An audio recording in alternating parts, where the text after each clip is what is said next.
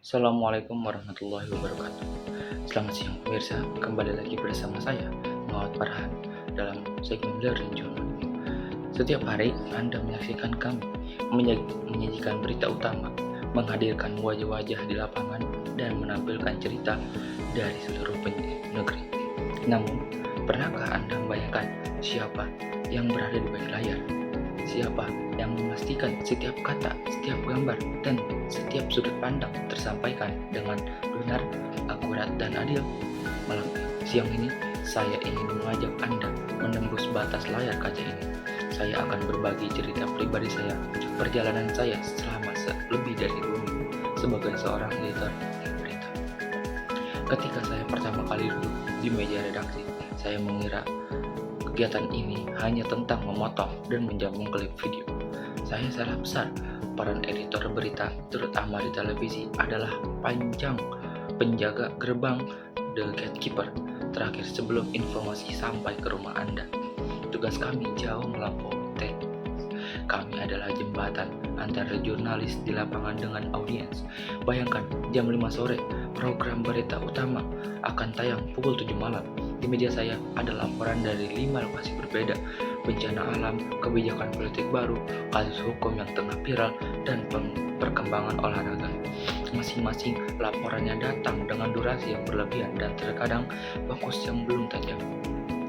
Keputusan yang harus saya ambil dalam hitungan menit sangat krusial. Berapa alokasi waktu untuk isu A? Berapa narasumber ini sudah seimbang? Apakah kita sudah melindungi privasi korban? Apakah judul yang digunakan sudah bebas dari framing yang menyesatkan? Kami harus beroperasi di bawah tekanan konstan. Terkadang sebuah berita breaking datang hanya 10 menit sebelum siaran. Anda harus bisa merombak seluruh susunan acara dalam sekejap, sambil memastikan naskah baru, visual baru, dan grafis sudah diperiksa secara ketat. Itu bukan sekadar kecepatan, itu adalah akuntabilitas di bawah tekanan. Dilema etik di meja redaksi dalam pekerjaan ini. Kami berhadapan dengan dilema etik setiap hari. Saya masih ingat suatu kasus berapa minggu kami mendapatkan rekaman amatir yang sangat grafis mengenai sebuah insiden jurnalis di lapangan bersikeras. Rekaman itu harus sayang karena nilai kejutan akan menarik perhatian pada isu yang mendesak. Sebagai editor, saya harus membuat keputusan apakah kebenaran informasi lebih penting daripada dampak psikologis pada pemirsa atau martabat korban yang terekam. Kami memutuskan untuk mundur adegan kekerasan dan hanya menggunakan audio yang esensial. Kami memilih integritas profesional dan kemanusiaan di atas sensasionalisme. Inilah yang sering tidak dilihat publik. Editor bukan hanya tentang apa yang kami sayangkan, tapi juga tentang apa yang kami putuskan untuk tidak ditayangkan, demi menjunjung tinggi kode etik jurnalistik. Selain itu, ada tanggung jawab sebagai pelatih. Jurnalisme muda seringkali datang dengan semangat yang membara, namun terkadang sudut pandangnya masih terlalu emosional atau bias.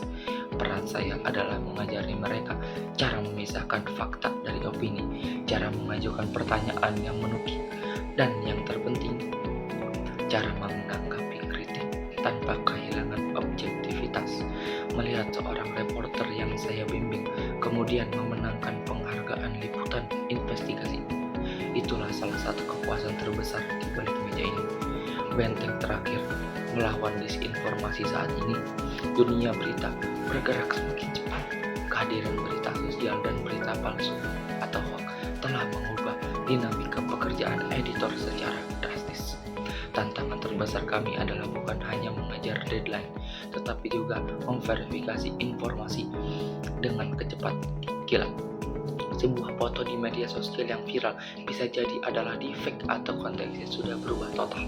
Di sini, peran editor berita kembali menjadi sangat vital.